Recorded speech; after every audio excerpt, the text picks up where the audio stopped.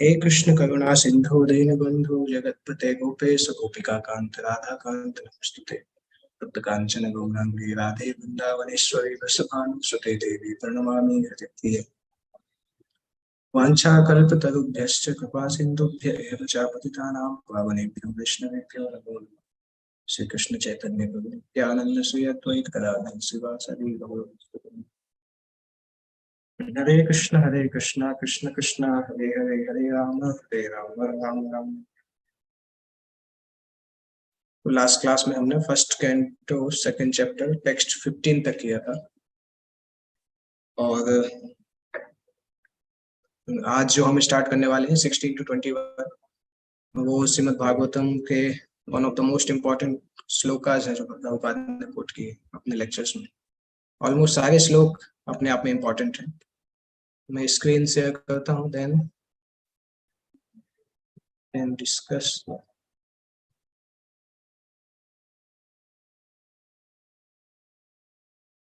तो पिछली बार हमने 15 श्लोक तक किया था। इस श्लोक में श्री सुत गोस्वामी बता रहे हैं कि अनुध्यासन, ध्यान, अनु का मतलब मोमेंट आफ्टर मोमेंट, ध्यान मतलब ध्यासन मतलब ध्यान, और असिन देखिए लिखा भी है, अनुध्या का मतलब है स्मृति रूप में, अनु मतलब मोमेंट आफ्टर मोमेंट, ध्या मतलब ध्यान, लगातार ध्यान करने को अनुध्या बोलते हैं। और असिन, ये भगवान का जो ध्यान है ये एक तलवार के जैसा है। जो कोई इस भगवान के ध्यान रूपी तलवार से युक्त होता है वो अपने कर्म की ग्रंथि जो कि उसको संसार में बांधने वाली है उसको इस तलवार से काट देता है, छिंदंती। तो जो ऐसे लोग बहुत बुद्धिमान होते हैं जो कि भगवान के ध्यान रूपी तलवार से अपने आप को लेस करके, लेस मतलब अपने आप में वो तलवार लेके अपने कर्म ग्रंथि के बंधन को काट देते हैं। तो ऐसा कौन सा व्यक्ति होगा जो कि भगवान की कथाओं को सुनने में रुचि नहीं लेगा। दैट मीन्स इन शॉर्ट बता रहे हैं कि जो भगवान की कथाओं को सुनने में रुचि नहीं लेगा वो एक बुद्धू व्यक्ति है, बुद्धिमान नहीं है, क्योंकि बुद्धिमान व्यक्ति कर्म ग्रंथि को काटने में विश्वास रखता है। तो ये हमने डिस्कस किया था, परंतु इसको डिस्कस करते समय जस्ट ये प्रश्न आता है कि भगवान का ध्यान करने की विधि क्या होगी। अगर भगवान के ध्यान करने से कर्म ग्रंथि को खत्म किया जा सकता है तो उस ध्यान करने की विधि क्या है, कैसे पता चलेगा कि वास्तविक ध्यान हो रहा है कि नहीं, और उस ध्यान को करने से ये कैसे पता चलेगा कि हमें सही फल मिल रहा है कि नहीं, और हम सही तरीके से ध्यान कर पा रहे हैं कि नहीं। ये सारे प्रश्न जानने के लिए इम्पोर्टेंट है कि ठीक है, इसमें लिखा तो है कि ध्यान करना तलवार के जैसा है, परंतु तलवार को ठीक से उपयोग नहीं करें तो तलवार हानि भी पहुंचा सकती है। इसलिए प्रश्न उठना बहुत स्वाभाविक है कि आ, कैसे ये कौन सा चीज है, ये ध्यान करने की क्या कला है। इसलिए उस कला को समझाने के लिए अगले 16, 17, 18, 19, 20, 21 6 श्लोकों में भक्ति योग को प्रारंभ से लेके लास्ट तक पूरी प्रोसेस को डिस्क्राइब किया गया है। तो ये श्लोक हमने कर लिया था। अभी नेक्स्ट 16 से हमें करना है। 16 श्लोक स्टार्ट होता है कि भगवान के बारे में ध्यान करने के लिए भगवान की कथा सुनने में रुचि तो होनी चाहिए। हम उसी चीज का ध्यान कर सकते हैं जिसके लिए हमारे मन में रुचि है। अगर मन में रुचि नहीं है तो ध्यान की करना पॉसिबल मतलब अच्छा भी नहीं लगेगा, हम उसको ध्यान नहीं कर पाएंगे अगर हमारे मन में रुचि नहीं है उसके लिए। तो रुचि कैसे आएगी। वासुदेव कथा में रति प्राप्त करना है, कथा रतिम, परंतु इस रति को प्राप्त करना मतलब रुचि को प्राप्त करना कैसे पॉसिबल होगा, उसका प्रोसेस 16 श्लोक में सुत गोस्वामी बता रहे हैं कि वासुदेव कथा में रुचि या रति कैसे आती। उसका एक सीक्रेट है, स्यान महत सेवया विप्रा,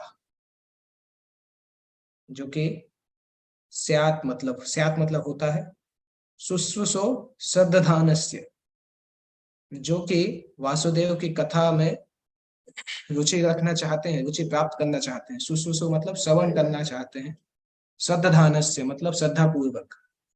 वासुदेव कथा रुचि, जो श्रद्धा पूर्वक भगवान वासुदेव की कथा में आकर्षण को प्राप्त करना चाहते हैं, उनको क्या करना चाहिए, स्यात महत सेवया। ये वासुदेव कथा रुचि जो है ये अपने आप प्राप्त हो जाती है अगर कोई महत सेवा करता है। कोई महत सेवा का मतलब क्या है, महत सेवा मतलब शुद्ध भक्तों की सेवा या महान आत्माओं की सेवा को महत् सेवा बोला जाता है। कल मैं फर्स्ट कैंटो पढ़ रहा था, जब ट्रेन से लौट रहा था पंढरपुर से वापस, तो वहां पे एक जगह पे प्रभुपाद लिखते हैं कि भगवान कृष्ण की ग्रेस जो है, भगवान कृष्ण की कृपा से वैष्णव की सेवा कर, वैष्णवों का वैष्णव की सेवा करने का मौका मिलता है।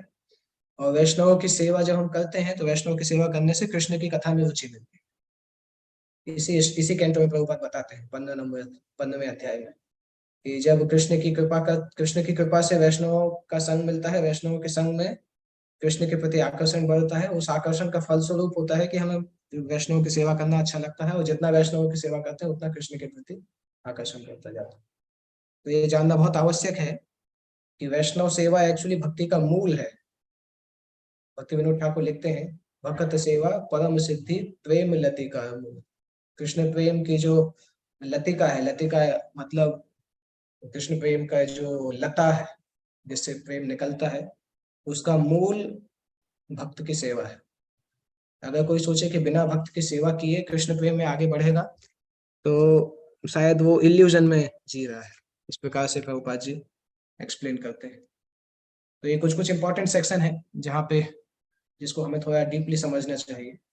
इसलिए मैं भी इस स्पेशली इस भागवतम की क्लास में मैं बहुत फास्ट भागने का प्रयास नहीं कर रहा हूँ, क्योंकि मैंने एक सीनियर भक्त से पूछा कि भागवतम को कैसे समझना पॉसिबल है अच्छे से। तो उन्होंने बोला कि भागवतम को अच्छे से पढ़ना होगा, ये सोच के मत पढ़ना कभी भी कितनी जल्दी मैं भागवतम खत्म कर लूँ। हाँ, स्पीड रहना चाहिए, रेगुलर होना चाहिए, परंतु जब भागवतम पढ़ रहे हैं तो उसको बहुत ध्यान से समझना चाहिए। केवल ऐसा नहीं कि हम पेज पेज पलटने के लिए कि आज हमने 20 पेज पढ़ लिए, इतना पढ़ना है बस, इतना हो गया। तो वो बताते थे कि हो सकता है आपकी स्पीड कम हो, परंतु अगर आप भागवतम से को अच्छे से पढ़ेंगे तो कृष्ण के प्रति आकर्षण अच्छे से प्राप्त हो। तो इसलिए ये इसलिए मैं इस कोर्स में मतलब इन क्लासेस में बहुत फास्ट नहीं जा रहा, कि फास्ट जाने से कई बार हम चीजों को समझ नहीं पाते हैं। और भागवतम का प्रथम स्कंद बहुत इंपॉर्टेंट है चीजों को क्लैरिफाई करने के लिए। तो यहाँ पे लिखा है, श्यान महत सेवया, महान भक्त की सेवा करने से पुण्य तीर्थ निसेवना। पुण्य तीर्थ मतलब व्यक्ति सारे पापों से मुक्त हो जाता है उस महत सेवा करने से, और सारे पापों से मुक्त होके फिर उसको वासुदेव कथा में रुचि मिलती है। तो क्या समझ में आया? महत सेवा अगर करेंगे तो पापों से मुक्ति मिलेगी, और पापों से मुक्ति मिलेगी तो वासुदेव कथा सुनने में रुचि आएगी। क्योंकि भगवान की कथा सुनने में हमें रुचि इसीलिए नहीं आ रही है क्योंकि रजोगुण और तमोगुण का प्रभाव है। जब वो प्रभाव कम हो जाएगा तो रुचि मिलने लगेगी। जैसे राधेश्याम तो को मैंने सुना था, उनके सेक्रेटरी से सुना था एक बार करीब 7-8 साल पहले। प्रभु जी जब उस समय प्रभु जी फ्लाइट से ट्रेवल नहीं करना पसंद करते थे, और उसका एक कारण था क्योंकि ट्रेन में उनको श्रवण कीर्तन का बहुत समय मिलता था। ट्रेन में उनको कोई डिस्टर्बेंस नहीं होता था। बाकी कहीं भी रहते थे तो भक्त लोग मिलने आते थे, सब करने आते थे, परंतु ट्रेन में उनको कोई डिस्टर्बेंस नहीं होता था। तो उनका मैक्सिमम श्रवण कीर्तन ट्रेन में ही होता था। वो ट्रेन में जाते थे, अपनी बर्थ पे जाके बैठ जाते थे, तो उनको होश नहीं रहता था कि भोजन का क्या है, का क्या, कैसे क्या मिलेगा। केवल प्रभुपाद की किताब खोलते थे, वो पढ़ते थे, उसके बाद कान में वो लगाते थे, लेक्चर सुनते थे। तो भक्त बता रहे थे कई बार ऐसा हुआ कि राधे श्याम प्रभु पूना से कोलकाता जाते थे, 32 घंटे का रास्ता। तो 32 घंटे में कई बार 20-20, 22-22 घंटे श्रवण कीर्तन कर लेते थे। 12 घंटे लेक्चर सुना, 10 घंटे बुक पढ़ा। तो इस प्रकार से प्रभु जी का श्रवण कीर्तन होता था। और वो नेचुरल है, वासुदेव कथा रुचि तब आएगा जब पाप से मुक्त हो जाएंगे। जैसे जैसे हमारे पापों से मुक्ति होगी उस तरह से हम भगवान की कथा में रुचि आएगी। तो ये पहला स्टेप है। महत सेवा करने से पुण्यों का विनाश नहीं, पापों का विनाश, और पापों का विनाश होने से वासुदेव कथा में रुचि।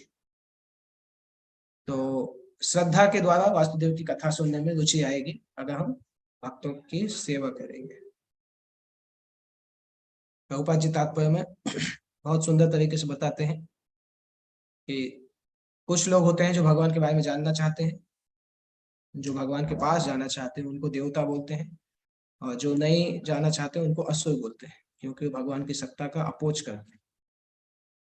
तो भगवत गीता में कई जगह पे देवताओं का वर्णन है, कुछ जगह पे असुरों का भी वर्णन है। और एक जगह पे स्पेशली भगवान लिखते हैं, तान अहम विशतान क्रूरान संसारेषु नराधमान छिपामि अजस्त्र अशुभाम आसुरीष्वेव योनिषु। मैं उनको आसुरी योनि में रखता हूँ, और क्योंकि वो हमेशा पाप कर्मों में लगे रहते हैं। तो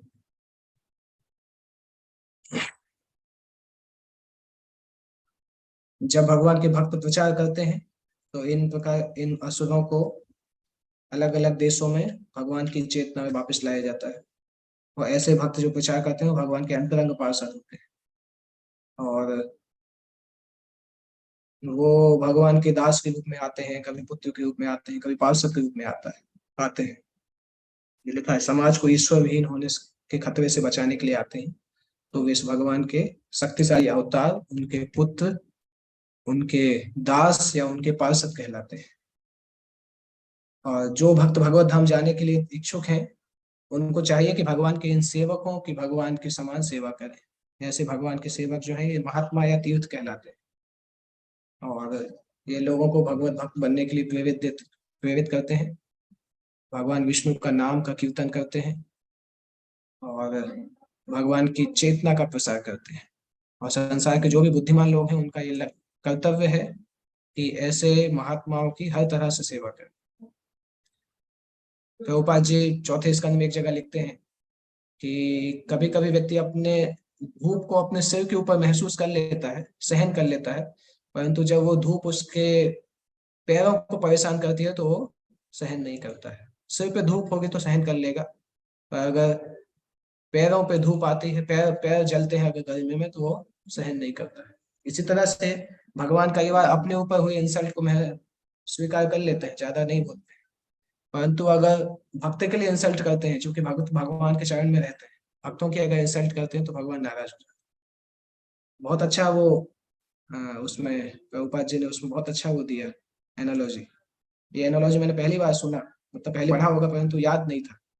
तो ये पहली बार मैंने सुना कि व्यक्ति धूप को सिर पे बर्दाश्त कर लेता है, परंतु कई बार जब उसके पैर जलते हैं धूप के कारण तो बर्दाश्त करना मुश्किल हो जाता है।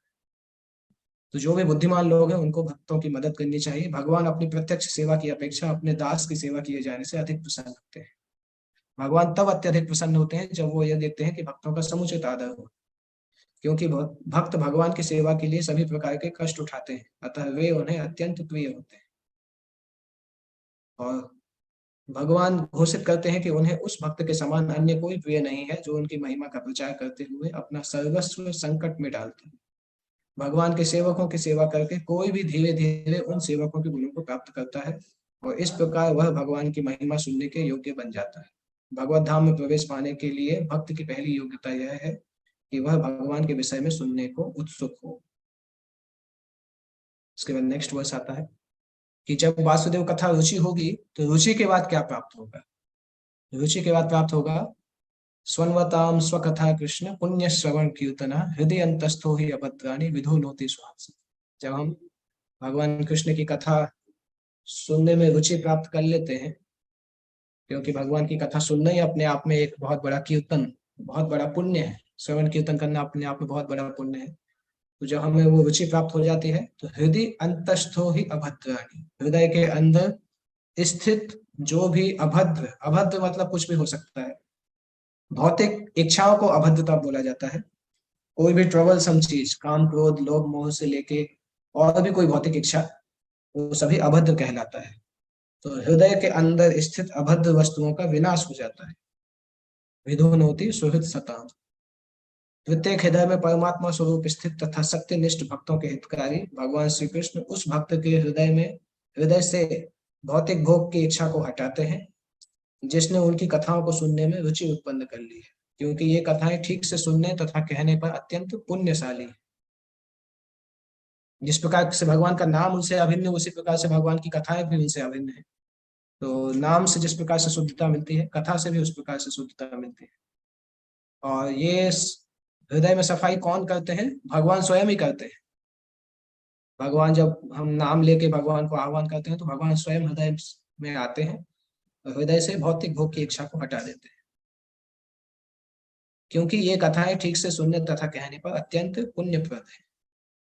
जब कोई अपराध रहित होकर भगवान के बारे में श्रवण करता है, ये आवश्यक है कि यहाँ पे एक क्वालिफायर है कि हम अपराध सहित भगवान के बारे में श्रवण कीर्तन कर रहे हैं या अपराध रहित होकर भगवान के बारे में श्रवण कीर्तन कर रहे हैं। अगर अपराध सहित कर रहे हैं तो उसका फल कम होगा, अपराध रहित करेंगे तो उसका फल बहुत ज्यादा होता है।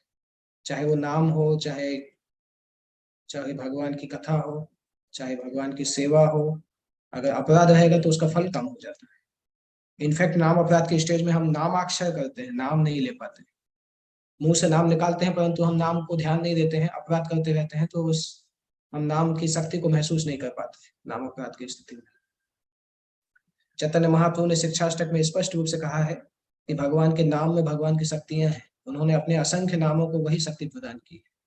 कोई भी व्यक्ति अपनी सुविधा के अनुसार ध्यान पूर्वक तथा आदर पूर्वक पवित्र नाम का जप कर सकता है। भगवान हम पर इतने दयालु है कि वे हमारे समक्ष दिव्य शब्द के रूप में साक्षात उपस्थित हो सकते हैं, किंतु दुर्भाग्यवश हम में भगवान के नाम तथा उनकी लीलाओं को सुनने तथा महिमा गान करने के प्रति कोई रुचि नहीं। हम पहले ही पवित्र शब्द के श्रवण तथा कीर्तन के प्रति रुचि उत्पन्न करने के विषय में बता चुके हैं। इसे भगवान के शुद्ध भक्त की सेवा करके प्राप्त किया जा सकता है। और अगले तात्पर्य में इंपॉर्टेंट एक पॉइंट आ रहा है कि बहुत सारे लोग हैं जो भगवान के पास जाना चाहते ही नहीं है, केवल कुछ ही लोग हैं जो भगवान के पास जाना चाहते हैं। और हमारी उतनी इच्छा नहीं कि हम भगवान के पास जाएं, भगवान की ज्यादा इच्छा है कि हम उनके पास जाएं। इसमें लिखा है भगवान हमारी अपेक्षा अधिक उत्सुक है कि हम उनके पास वापस जाएं, किंतु हम में से अधिकांश भगवान के धाम में वापस नहीं जाना चाहते। केवल कुछ ही ऐसे हैं जो कि भगवान के पास वापस जाना चाहते हैं। पर जो भी भगवान के पास वापस जाना चाहता है भगवान उसकी मदद करने के लिए तैयार है। सामान्यतः प्रभुपाद जी इसमें इसी स्कंद में आगे लिखते भी हैं कि भगवान हमारे पीछे पीछे भागते हैं आकर्षित करने के लिए, परंतु हम भगवान से दूर भागना चाहते हैं। इससे पता चलता है कि भगवान बहुत ज्यादा चाहते हैं कि हम उनके पास वापस जाएं, परंतु हम जाना नहीं चाहते। कुछ लोग जाना चाहते हैं, इसलिए जो जाना चाहते हैं वो और उनसे भगवान बहुत खुश होते हैं। और एक जगह और प्रभुपाद जी बताते हैं कि कभी कभी जब बीमारी कम होती है तो पेशेंट डॉक्टर के पास जाता है, जब बीमारी बहुत बढ़ जाती है तो डॉक्टर भी पेशेंट के पास आता है। तो भगवान स्वयं नाम के रूप में हमारे पास आने के लिए तैयार है, क्योंकि हमारी बीमारी बहुत ज्यादा है, हम भगवान के पास जाना नहीं चाहते, तो स्पेशली नाम के रूप में भगवान आते हैं। अभी नाम का जप जप करते हैं तो कौन सी समस्या आती है वो अगले पैराग्राफ में प्रभुपाद बता रहे हैं कि दो मुख्य बाधाएं हैं जहाँ भगवत धाम जाने के रास्ते में। एक है कंचन, कंचन का मतलब होता है स्पेशली सोना, और इन जनरल पैसा या कोई भी ऐश्वर्य जो है भगवान के पास जाने में समस्या पैदा करता है। सेकंड है कामिनी, कामिनी का मतलब एक युवक के लिए युवती और युवती के लिए युवक। भागवतम तीसरे स्कंद में कपिल भगवान का बताते हैं कि एक पुरुष स्त्री की कामना करता है और स्त्री पुरुष की कामना करती है। तो पुरुष के लिए स्त्री बंधन है अगर वो भोग की इच्छा करता है, और स्त्री के लिए पुरुष बंधन है क्योंकि दोनों एक दूसरे से भौतिक रूप से आकर्षित हो जाते हैं। तो ये दो मुख्य बाधाएं हैं भगवत धाम जाने में, एक तो पैसा ऐश्वर्य, और दूसरा जो है कामिनी, कामिनी और कंचन। और प्रभुपाद लिख रहे हैं कि भक्ति पद में बहुत बड़े बड़े दिग्गज इन दोनों चीजों से पराजित होके दूसरे रास्ते पे जा चुके, मुक्ति के रास्ते से वापस आ चुके हैं। क्योंकि ये दोनों चीजें केवल तभी व्यक्ति फ्री हो सकता है जब भगवान स्वयं मदद करे। जब स्वयं भगवान मनुष्य की सहायता करते हैं तो भगवत कृपा से सारी प्रक्रिया सुगम हो जाती है। अभी कोई सोच सकता है, एक्चुअली प्रभुपाद जब तात्पर्य लिखते थे तो उनको पता रहता था कि, पता मतलब इतने एक्सपर्ट थे कि उनको पता रहता था कि ये पurport सुनने के बाद या ये पैराग्राफ सुनने के बाद भक्त के मन में क्या प्रश्न आ सकते हैं, इसलिए वो पैराग्राफ इस प्रकार से लिखते थे। जैसे ऐसे इसमें बताया कि कामिनी और कंचन दो मुख्य बाधाएं हैं। और कोई बोल सकता है कि बीमारी की अवस्था में व्यक्ति इनसे आकर्षित होता है, इसलिए प्रभुपाद समझा रहे हैं अगले तात्पर्य में कि कामिनी तथा कंचन के संसर्ग में आकर अशांत होना कोई आश्चर्य की बात नहीं है। अगर कोई बोलता है कि मैं एजिटेट हो जाता हूँ अपोजिट सेक्स के संबंध में या ज्यादा ऐश्वर्य मिलने से, तो वो नेचुरल है क्योंकि बहुत लंबे समय से हम इनसे एसोसिएट कर रहे हैं। लंबा समय भी इस तरह से है कि उसको अनादि बोला जाता है। अनादि मतलब बिगिनिंग लेस या टाइमलेस बोल सकते हैं, क्योंकि टाइम हमें याद नहीं है। इंग्लिश में प्रभुपाद जी लिखते हैं इसको टाइम इमेमोरियल। इतने लंबे समय से हम इन चीजों से एसोसिएट कर रहे हैं कि अभी वो चीजें नॉर्मल लगती, और जो नॉर्मल था हमारे लिए आध्यात्मिक संसार में, वो अभी हमें इम्पोजिशन जैसा लगता है। तो जब कोई भगवान के यश का श्रवण करने में जुट जाता है तो धीरे धीरे उसे अपनी असली स्थिति की अनुभूति होती है, और भक्त को प्रचुर शक्ति मिलती है जिससे कि वो अपनी रक्षा कर सकते हैं। तो ये सेकंड स्टेप है। पहला स्टेप था कि महत सेवा करके भगवान, महत सेवा करने से पाप खत्म होता है। जितने परसेंटेज में पाप खत्म होगा उतना परसेंट में भगवान वासुदेव की कथा सुनने में इंटरेस्ट आएगा, और जितने परसेंटेज भागवत भगवान की कथा सुनने में इंटरेस्ट आएगा उतना ही परसेंटेज हृदय में सफाई होगी। यहाँ पे ये श्लोक में सुत गोस्वामी ने एक स्पेसिफिक शब्द यूज किया है सफाई के लिए, विधुनोति। सफाई के अलग अलग शब्द होते हैं, परंतु ये एक शब्द जो है ये बहुत स्पेसिफिक है। ये शब्द भागवतम में और जगह भी यूज किया गया है। जैसे आप देखेंगे कि जब भगवान कृष्ण ने केसी राक्षस को मारा था, केसी मतलब जो जो घोड़ा बन के आया था, लास्ट राक्षस था शायद, वृंदावन से मथुरा जाते, नहीं, जिस दिन अक्रूर आए थे वृंदावन में उसी दिन दोपहर में उन्होंने केसी को मारा था। तो केसी को मार के जब भगवान कृष्ण ने फेंका था, उसके उसके पीछे के पैर से उसको घुमा के जब फेंका था, तो वृंदावन से वो कंस के सामने गिरा था। 13 किलोमीटर कंस के महल में गिरा था। और वहां पे कंस को देख के समझ में नहीं आया था कि ये कौन है, क्योंकि उसके शरीर के अंग नहीं दिखाई दे, ऐसा लग रहा था कि सारे अंग अंदर घुस चुके हैं, एक मांस का टुकड़ा जैसा दिख रहा था। तो वहां पे विधुनोति शब्द आता है। एक जगह और आता है जब महाभारत में भीम जो है वो कीचक की पिटाई करते हैं। कीचक जो कि द्रौपदी के पीछे पागल रहता है, तो भीम उसको इस तरह से मारते हैं कि उसकी बहन भी देख के समझ नहीं पाती कि ये मेरा भाई है, क्योंकि केवल लंप ऑफ फ्लैश दिखाई देता है। तो विधुनोति शब्द ऐसा ऐसी जगह पे यूज किया जाता है जहाँ पे हम किसी चीज की इतनी धुलाई करें कि उसका शेप खत्म हो जाए। जैसे कपड़े को धुलाई करते हैं, परंतु आदमी की पिटाई करते हैं। तो मनुष्यों को मारने से उसका शेप खत्म नहीं होता है, परंतु जब मनुष्य को कपड़े जैसा धो देते हैं तो उसका शेप खत्म हो जाता है। तो उसको विधुनोति बोला जाता है। और सामान्यतः भक्ति योग से जब हृदय की शुद्धता की बात आती है तो वहां पे विधुनोति शब्द ही लिखा रहता है। यहाँ फर्स्ट कैंटो में भी लिखा है, छठवें कैंटो में भी जब सुखदेव गोस्वामी बताते हैं भक्ति योग का इंपॉर्टेंस, छठवें कैंटो का पहले अध्याय में, वहां भी सेम लिखते हैं विधुनोति, धुनोति समलम कृष्ण, इस प्रकार से लिखा लिखा जाता है। तो दैट मीन्स भगवान के श्रवण कीर्तन से काम क्रोध की इस प्रकार से पिटाई होती है कि उसका सेप ही खत्म हो जाता है, एग्जिस्टेंस ही खत्म हो जाता है। तो ये इंपॉर्टेंट है। सुत गोस्वामी किस प्रकार से शब्दों का चयन कर रहे हैं भक्ति योग की महत्ता को बताने के लिए। तो ये दूसरा स्टेप था। इसके बाद तीसरा स्टेप आता है जब हृदय के अंदर जो वस्तुएं हैं उनकी पिटाई होती है, तो क्या होता है, जितना भी अभद्र है वो खत्म हो जाता है। नष्ट प्रायेषु अभद्रेषु नित्यम भागवत सेव्य भगवती उत्तम श्लोके भक्ति भगवती नैष्ठिक। तो जितने परसेंटेज में हृदय के अंदर अभद्र खत्म होगा उतने ही परसेंटेज में भगवान की नैष्ठिक भक्ति उसके हृदय में प्रकट होगी। हृदय के अभद्र के बारे में एक्चुअली विश्वनाथ चक्रवर्ती ठाकुर एक और चीज लिखते हैं कि जब इसी इसी कैंटो में 15वें अध्याय में जब भगवान कृष्ण का तिरोभाव हो जाता है, मतलब संसार से चले जाते हैं, तो अर्जुन को बहुत दुख होता है भगवान के बारे में सोच सोच के। भगवान का उनके साथ जो फ्रेंडशिप था उसके बारे में सोचते हैं और बहुत रोते रहते हैं। और उसके बाद फिर एक समय आता है जब अर्जुन भगवत गीता को याद करते हैं और फिर स्थिर हो जाते हैं। तो वहां पे एक जगह आता है कि अर्जुन के सारे मटेरियल कंटेमिनेशन खत्म हो गए, उन्होंने गीता के इंस्ट्रक्शन को याद किया तो स्थिर हो गए। और विश्वनाथ चक्रवर्ती ठाकुर वहां पर प्रश्न करते हैं कि अर्जुन तो सामान्य साधक नहीं है, सामान्य व्यक्ति भी नहीं है और सामान्य भक्त भी नहीं है, प्रैक्टिकली अवतार है, क्योंकि नर नारायण अवतार में नर जो है अर्जुन है। तो यहाँ पे ऐसा क्यों लिखा है कि अर्जुन के भौतिक कंटेमिनेशन खत्म हो गए? भौतिक कंटेमिनेशन तो है ही नहीं, तो खत्म कैसे हो? तो वहां पे विश्वनाथ चक्रवर्ती ठाकुर समझाते हैं कि कुछ लोग कारण बता सकते हैं कि अर्जुन के अंदर नर के साथ साथ भगवान इंद्र का भी एक अंश था, इंद्र के पुत्र के रूप में। तो इंद्र का अंश होने के कारण कुछ भौतिक कंटेमिनेशन हो सकता है। तो वो एक कारण है। दूसरा एक कारण समझाया जाता है कि यहाँ पे जब भौतिक कंटेमिनेशन लिखा रहता है भगवान के शुद्ध भक्तों के बारे में, तो उसका मतलब ये होता है कि वो इनएक्टिव स्टेज से बाहर आ जाते हैं। जैसे अर्जुन बहुत देर से भगवान के बारे में सोच रहे थे और बात भी नहीं कर पा रहे थे, प्रॉपर एक्शन नहीं कर पा रहे थे, और जैसे ही उन्होंने भगवत गीता के इंस्ट्रक्शन याद किए तो उनको अपनी ड्यूटी याद आ गई और फिर उन्होंने आगे का कार्य चालू किया। तो वो शुद्ध भक्तों के केस में होता है। यहाँ पे जो लिखा है ये तो साधन भक्तों के केस में लिखा है, नष्ट प्रायेषु अभद्रेषु नित्य नित्यम भागवत सेवया। भागवत का मतलब एक तो ये पुस्तक भागवत, और दूसरा होता है व्यक्ति भागवत। पुस्तक भागवत मतलब ये श्रीमद् भागवतम ग्रंथ जिसमें भगवान की लीलाएं दी गई हैं, और व्यक्ति भागवत मतलब जो व्यक्ति इस श्रीमद् भागवतम को अपने जीवन में अप्लाई करता है, श्रीमद् भागवतम पे आधारित जीवन को जीता है, वो भी व्यक्ति भागवत कहलाता है, वो भी भागवत कहलाता है। तो इन दो प्रकार के भागवतों की अगर कोई सेवा करता है तो उसका हृदय में जितना भी अभद्र है वो सब कुछ नष्ट प्राय हो जाएगा।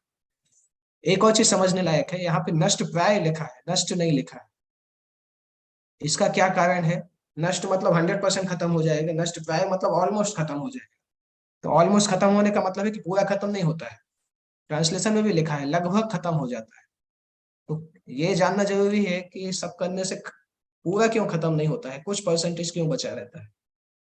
तो उसके बारे में भी विश्वनाथ चक्रवर्ती ठाकुर समझाते हैं कि सामान्यतः जब तक व्यक्ति का भौतिक शरीर रहता है तो भौतिक शरीर से रिलेटेड कंटेमिनेशन तो रहता है। तो जो लास्ट सिद्धि होती है उसको आत्यंतिक सिद्धि बोलते हैं। जब व्यक्ति शुद्ध भक्त तो रहता है परंतु शरीर को छोड़ के भगवान की लीला में चला जाता है, तब वो पूर्ण तरह से शुद्ध बोला जाता है। और सामान्यतः भी जब तक व्यक्ति निष्ठा की अवस्था में आता है तो उसके 99.9% तक अनर्थ चले जाते हैं, परंतु कुछ कुछ परसेंटेज है जो कि भाव के स्टेज तक चलते हैं, और प्रेम में जाके ही वो परसेंटेज खत्म होते हैं, वो कंटेमिनेशन खत्म होता है।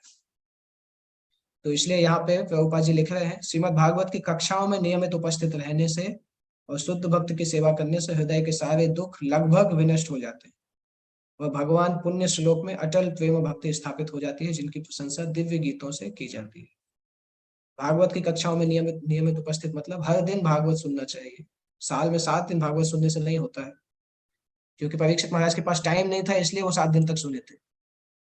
और 7 दिन भी ऐसा नहीं था कि उन्होंने 2-3 घंटे दिन में सुना था, 7 दिन इंटू 24 आवर्स, क्योंकि वो सोते भी नहीं थे, खाते भी नहीं थे, पीते भी नहीं थे। 24 घंटे इंटू 7, 168 आवर्स उन्होंने पूरा भागवतम सुना था।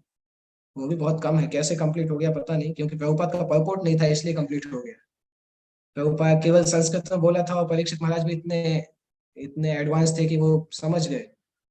अदरवाइज मुझे अभी कुछ एक व्यक्ति ने इनवाइट किया था भागवत सप्ताह के लिए। उसने बोला था कि हम सुबह 3 घंटे शाम को 3 घंटे करेंगे 7 दिन, तो 42 आवर्स में हम खत्म कर देंगे। मैंने बोला 42 आवर्स में एक ही कैंटो हो पाएगा शायद, 12 कैंटो नहीं हो पाएंगे, क्योंकि इतना छोटा नहीं है भागवत। अगर हम वर्स बाई वर्स करना चाहते हैं तो एक एक चैप्टर को करने में 3-3 घंटे निकल जाते हैं। अगर हम इस तरह से पढ़ें और उससे फिर आचार्यों की कमेंट्री से उसको देखें तो एक एक चैप्टर अपने में करने में 2-2 3-3 घंटे निकल जाते हैं। जैसे अभी मैं भक्ति वैभव कर रहा हूँ तो ऑलमोस्ट हर चैप्टर के 4 घंटे के लेक्चर कम से कम। तो टोटल 6 कैंटो में 150 चैप्टर है, कम से कम 700 घंटे लेक्चर है। उसके बाद उनको पढ़ना, उसके बाद एग्जामिनेशन। तो बहुत बड़ा ग्रंथ है भागवतम, और जितना डिटेल में पढ़ेंगे उतना अच्छा लगता है। तब हम भागवतम में एंटर भी कर पाते हैं कि किस प्रकार से ये स्टोरी लाइन चल रही है, किस प्रकार से ये रिलेटेबल है। उससे मजा भी आता है अगर हम भागवतम किसी के पर्सनल गाइडेंस में पढ़ते हैं। क्योंकि मैंने खुद भी भागवतम 4-5 बार पढ़ चुका हूँ, परंतु अभी जब भक्ति वैभव करते हुए पढ़ रहा हूँ तो फिर ज्यादा समझ में आ रहा है। ऐसा लग रहा है कि पहले इतना कभी समझ में नहीं आया, क्योंकि कोई ना कोई सीनियर के साथ में अगर हम पढ़ते हैं और कोई समझाने वाला होता है कि अगर हमें समझ में नहीं आया तो फिर शास्त्र जो है वो ज्यादा ज्यादा ओपन होते हैं हमारे सामने। खुद पढ़ने से उतना समझ में नहीं आता है, क्योंकि ये शास्त्र भगवान स्वयं भगवान है। तो भगवान उतना रिवील करते हैं जितना हम किसी वैष्णव के गाइडेंस में उसको पढ़ते हैं उतना समझ में आता है शास्त्र। तो यहाँ पे बता रहे हैं कि भागवत की कक्षा हर दिन अटेंड करना चाहिए। अगर घर पे रहते हैं तो भागवतम का सुनना चाहिए, ऑनलाइन सुन सकते हैं श्रीमद् भागवतम, कम से कम कुछ समय तो सुनना चाहिए। नियमित नित्यम भागवत सेवया लिखा है। प्रभुपाद जी पूरे तात्पर्य में इसको इम्फेसाइज करते हैं कि नित्य भागवत सेवया मतलब हर दिन इसको सुनना है, या तो भागवतम या भगवत गीता हर दिन इन ग्रंथों का अध्ययन होना चाहिए, तब व्यक्ति के हृदय में उसकी चेतना में अंतर समझ में आता है। और अगला इसमें लिखा है ग्रंथ भागवत व्यक्ति भागवत, ये हमने ऑलरेडी डिस्कस कर लिया। भक्त भागवत जो है वो भगवान का प्रतिनिधि है, और भक्त भागवत को प्रसन्न करने से ग्रंथ भागवत का लाभ उठाया जा सकता है। नारद मुनि बताते हैं, नारद मुनि का उदाहरण यहाँ पे दिया गया है कि नारद मुनि तो दासी पुत्र थे, प्रैक्टिकली कोई शास्त्र ना तो उन्होंने पढ़े थे ना उनकी मदर ने पढ़े थे। केवल भक्ति वेदांत जो ऋषि आए थे वहां पे, उनका संपर्क किया और नारद मुनि ने उनका जूठन स्वीकार किया। और वो स्वीकार करने के बाद नारद मुनि बन गए, जो दुनिया के सबसे बड़े भक्त हैं। प्रैक्टिकली जितने भी आचार्य हैं सबके गुरु यही है, जितने भी बड़े बड़े टीचर्स हैं सबके गुरु यही है।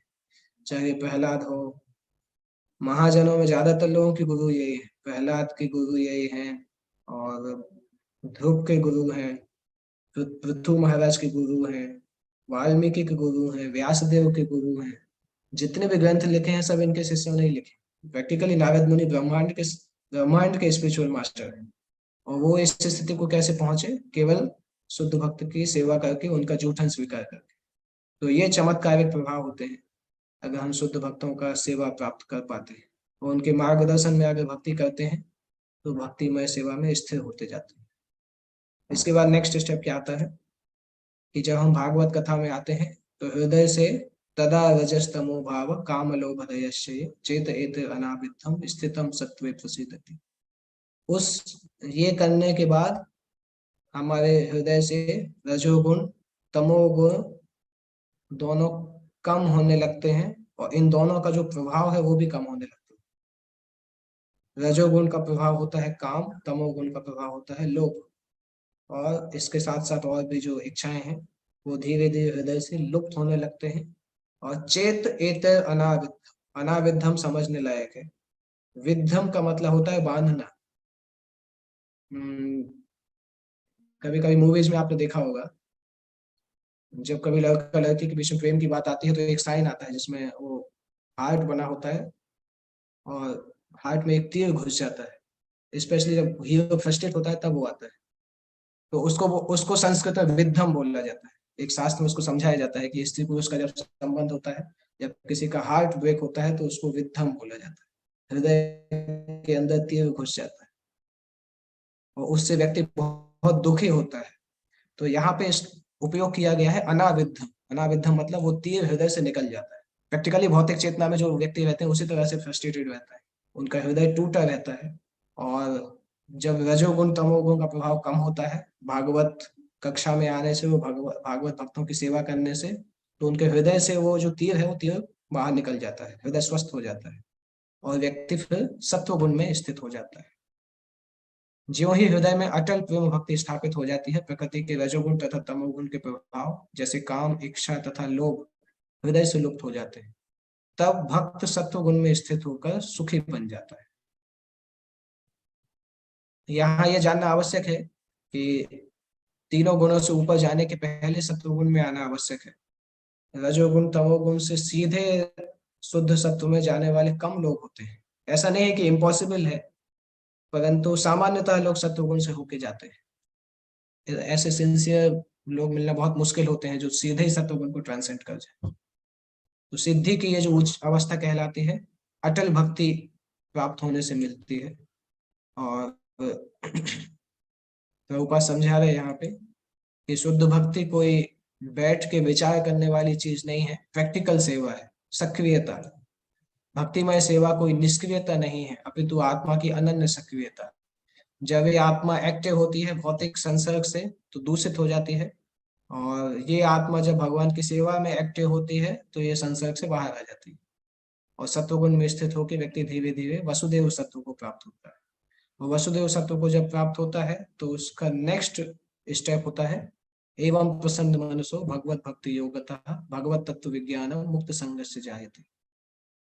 जितना व्यक्ति सत्वगुण में रहेगा उतना वो प्रसन्न रहेगा। हम देख सकते हैं भक्तों को भी अगर हम मिलते हैं, जब हम देखते हैं कि सामान्यतः जब व्यक्ति सत्वगुण में रहता है तो उसके हृदय में चिंता नहीं होती है, प्रसन्न रहता है।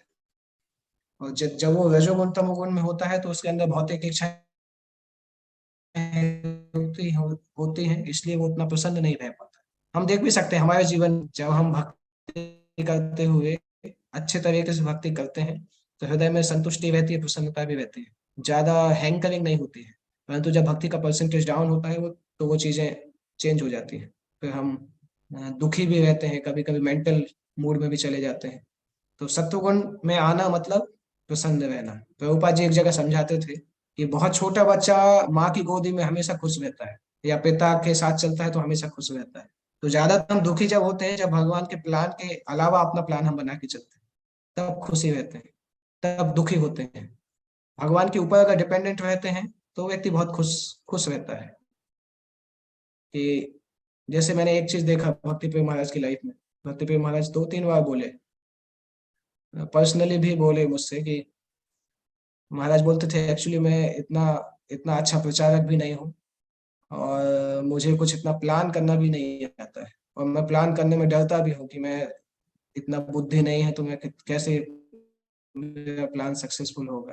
पर महाराज बोलते थे कि इसलिए मैंने जिंदगी में कभी कोई सेपरेट प्लान नहीं बनाया, क्योंकि मुझे ये लगता था मैं सेपरेट प्लान बनाऊंगा और फिर बाद में गुरु महाराज को पता चलेगा मैंने ऐसा प्लान बनाया, और गुरु महाराज की इच्छा नहीं होगी, और पर गुरु महाराज कुछ बोलेंगे नहीं अगर मैंने ऑलरेडी प्लान बना लिया होगा। तो इसलिए मैं प्लान कभी बनाता नहीं हूँ, गुरु महाराज जो बोलते हैं वो ही कर लेता। तो महाराज बताए थे जब से मैंने ज्वाइन किया, इस्कॉन में आया, तब से मैं अपना कुछ काम किया ही नहीं, जो भी गुरु महाराज ने बोला वही किया है। उस कारण से अभी तक सब चल रहा है। तो वो कितना ऊंचा स्टेज है, ये तो भगवान महाराज विनम्रता के कारण बोलते हैं, क्योंकि महाराज तो हजारों लोगों को गाइड कर रहे हैं, हजारों लोगों को प्रचार भी किया। कोलकाता में कितने ब्रह्मचारी उन्होंने बनाया, उज्जैन में भी कितना बनाया। वो तो विनम्रता के कारण बोलते हैं, परंतु एक चीज मैंने देखा महाराज का, कि महाराज का कोई मटेरियल प्लान नहीं है। जो अल्टीमेटली गुरु महाराज जो बोलते थे उसके लिए वो अपना सब कुछ चेंज करने के लिए तैयार रहते थे। जो भी उनका, मान लो कहीं ट्रैवलिंग का भी कुछ भी है, अगर गुरु महाराज ने बोल दिया मतलब सब कैंसिल हो जाएगा। तो जब से मैं उनको जानता हूँ तब से मैं देख रहा हूँ कि उनका पर्सनल कोई प्लान है ही नहीं।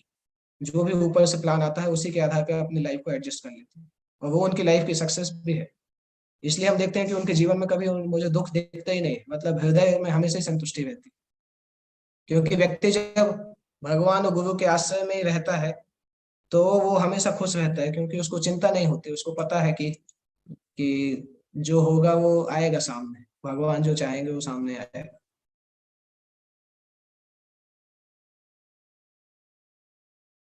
कभी अगर हम बहुत खुद प्लान, तो जब हम ऊपर से जो प्लान आता है उसको एग्जीक्यूट करते हैं तो फिर बहुत शांति से हम रह सकते हैं।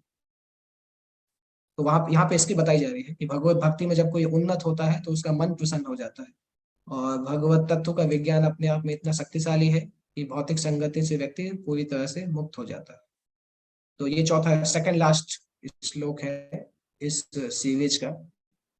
इस प्रकार शुद्ध सत्व में स्थित होकर जिस मनुष्य का मन भगवान की भक्ति के संसर्ग से प्रसन्न हो चुका होता है, उसे समस्त भौतिक संगति से मुक्त होने पर भगवान का सही वैज्ञानिक ज्ञान विज्ञान तत्व प्राप्त होता है।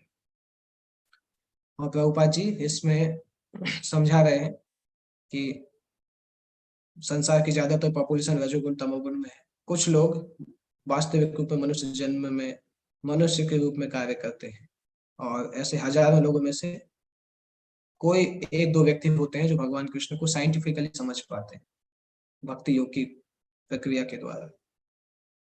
नहीं तो भगवान कृष्ण के भक्तों में भी कई ऐसे हैं जो कि हो सकता प्रामाणिक संप्रदाय में नहीं हो, तो भगवान की पर्सनालिटी को लेके उनको अलग अलग कुछ ना कुछ मिसकंसेप्शन होते हैं। हालांकि कृष्ण की भक्ति करते हैं परंतु उनके बारे में मिसकंसेप्शन भी रहते हैं। इसलिए ऐसे भक्तों में भी कुछ दुर्लभ लोग होते हैं जो कि कृष्ण को पूर्ण वैज्ञानिक तरीके से समझ पाते हैं, जो प्रामाणिक गुरु से एज इट इज सुनते हैं और उसको दोहराते हैं, वो फिर कृष्ण को आसानी से समझ लेते हैं। और प्रभुपाद जी तात्पर्य में समझा रहे हैं कि किस प्रकार से संसार की अलग अलग वर्ण जो है अलग अलग गुणों पे आधारित है। ब्राह्मण जो है सत्व गुण में रहता है, क्षत्रिय सत्वगुण रजोगुण का मिक्सचर होता है, वैश्य रजोगुण का मिक्सचर होता है, शूद्र तमोगुण में सामान्यतः रहते हैं। तो कम से कम व्यक्ति में ब्राह्मण के गुण हो तो वो उसके ऊपर प्रोग्रेस करके भक्ति की अच्छी अवस्था है, क्योंकि शुद्ध वैष्णव मुक्त अवस्था होती है। तो पहले व्यक्ति शुद्ध सत्व सत्व में आता है तो ब्राह्मण बनता है, फिर शुद्ध सत्व में आता है तो वैष्णव बनता है। इसके बाद लास्ट श्लोक आता है, भिद्यते हृदय ग्रंथि छिद्यन्ते सर्व संशया क्षीयन्ते चास्य कर्माणि दृष्ट एवात्मनीश्वर। कि हृदय में जो गांठ है, हृदय में अलग अलग गांठ बनती है, काम की गांठ, क्रोध की गांठ, ये गठान के जैसे है, जो कि हृदय को कॉम्प्लेक्स बनाती है। तो ये सारी ग्रंथियां भिज जाती हैं और सारे डाउट खत्म हो जाते हैं। ये हमने भी देखा है, जब इस्कॉन में पहली बार आए थे तो बहुत सारे डाउट थे रिलीजन को लेके। आते आते समय के साथ साथ सारे डाउट खत्म तो नहीं हुए, परंतु इतना विश्वास आ गया कि लगे रहेंगे तो सारे डाउट खत्म हो जाएंगे। तो वो इवेंचुअली होता भी है। आप भक्ति में जितना लगे रहेंगे, आपके जो भी फिलोसॉफिकल डाउट हैं, स्पिरिचुअल डाउट हैं, कैरेक्टर वाइज डाउट हैं, सारे के सारे डाउट धीरे धीरे खत्म होने लगे। और इसमें जो अवस्था बताई गई है, छिन्नते सर्व संशय, सारे डाउट खत्म हो जाते हैं। और उसके छीयंते चास्य कर्माणि, उसके कर्म के फल भी खत्म हो जाते हैं। तब वो भगवान को अपने हृदय में आत्मा के स्वामी के रूप में दर्शन कर पाता है। तो इसमें समझाया गया है कि भगवान को वैज्ञानिक रूप से जानना मतलब भगवान को भी जानना, अपने आप को भी जानना, अपने स्वरूप को जानना और भगवान के साथ हमारा जो संबंध है उसको जानना, ये वैज्ञानिक ज्ञान कहलाता है। और ये वैज्ञानिक ज्ञान सभी को नहीं होता है। भौतिकतावादी लोगों को तो होता ही नहीं है, क्योंकि वो तो आत्मा के अस्तित्व को ही नहीं मानते हैं।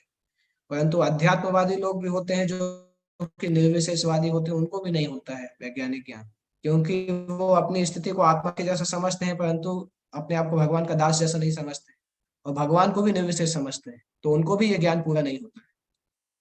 और केवल जब हम कृष्ण को सूर्य के समान समझते हैं, और इसमें हमने पढ़ा था, 2-3 क्लासेस पहले हमने पढ़ा था कि सूर्य की रोशनी, सूर्य का लोक और सूर्य के राजा, इस प्रकार से ब्रह्म, परमात्मा और भगवान, 3 प्रकार से जो हम समझ पाते हैं। और फिर भगवान कृष्ण को सूर्य के जैसे समझ के, कृष्ण विज्ञान को हम जब समझते हैं, तो उस सूर्य की शक्ति से सारे डाउट, जितने भी अंधकार है, सब खत्म हो जाता है, तो भगवान सामने प्रकट होते हैं। और ये अंधकार प्रकट करने के लिए भगवान स्वयं आते हैं। गीता में उसका प्रमाण भगवान बताते हैं कि अहम अज्ञानजं तमः नाशयामि आत्मभावस्थो ज्ञान दीपेन भास्वतो। भगवान बताते हैं कि अपने बारे में ज्ञान प्रदान करके मैं भक्त के हृदय के अज्ञान को पूरी तरह से खत्म कर देता हूँ, जिससे कि वो भक्त मेरे पास आ जाता है। चतुश्लोकी भगवत गीता में आता है ये श्लोक। तो इस प्रकार से ये सेक्शन है। मैं जस्ट इसको रिवाइज करूंगा शॉर्ट में। ये भक्ति योग का जो सीरीज है 6 श्लोकों का, ये इसका लिंक कहाँ से हुआ था, क्योंकि 15वें श्लोक में आया था कि श्यान, नहीं, 15वें श्लोक में आया था, यद अनुध्यासिना युक्त कर्म ग्रंथि निबंध, भगवान के ध्यान को हाथ में लेके कर्म ग्रंथि को काटा जा सकता है। उस श्लोक में सुत गोस्वामी ने बताया था। तो इसलिए उसके बाद ये प्रश्न आया था कि ये ध्यान करने का प्रोसीजर क्या है, और कैसे ध्यान करना, ध्यान करने में लगना चाहिए, क्या इसका बोनीफाइड तरीका है, क्या इसका बोगस तरीका है।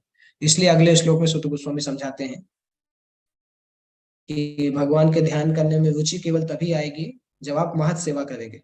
महान भक्तों की सेवा करने से वासुदेव की कथा में रुचि आएगी। कैसे?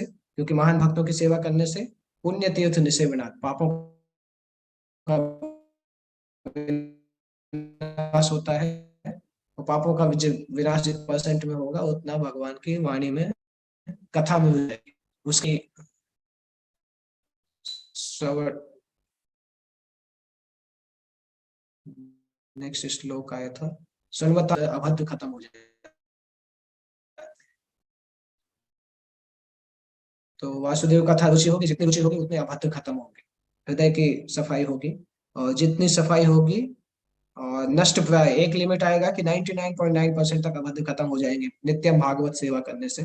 और वो अभद्र खत्म होने से निष्ठा, निष्ठा प्रकट होने लगेगी, जैसे श्रद्धा, साधु संग, भजन क्रिया, अनर्थ निवृत्ति।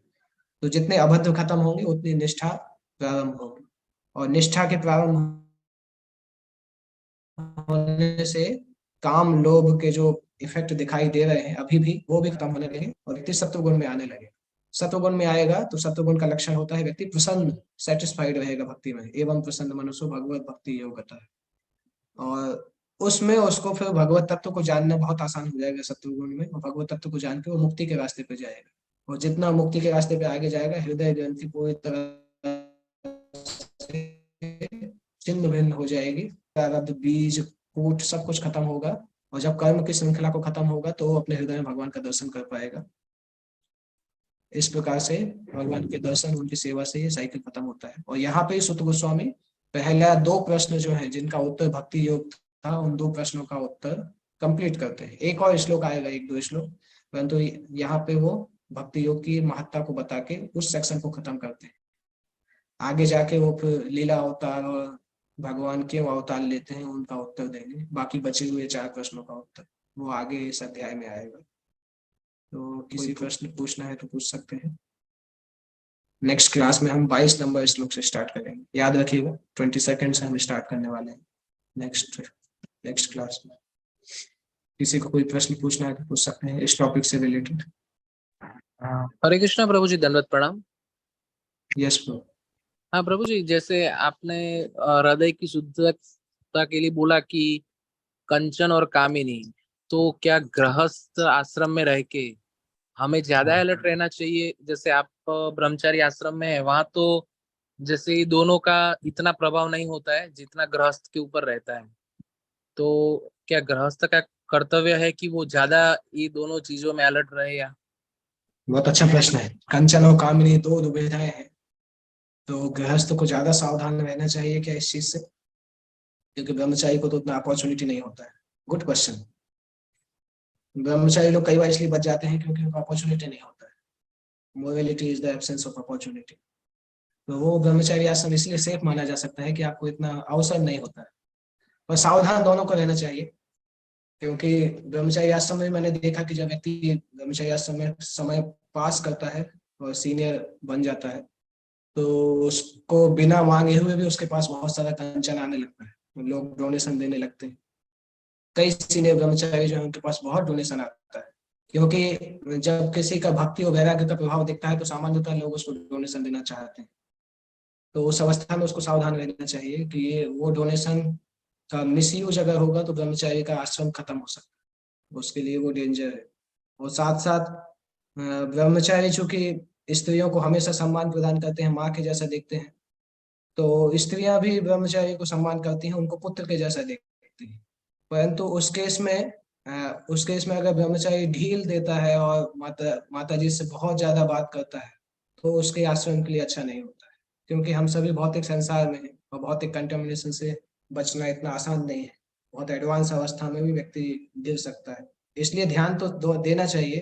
पर अगर आप पूछेंगे दोनों में से किसको ज्यादा ध्यान देना चाहिए, मैं कंपैरिजन नहीं करूंगा, पर दोनों दोनों आश्रम में ध्यान देना होगा। गृहस्थ के लिए ये है कि चूंकि वो इन दोनों चीजों की डे टू डे कांटेक्ट में रहता है, तो उसके लिए चांसेस ज्यादा है डेविएट होने का, इसलिए उसको ज्यादा सावधानी की जरूरत है।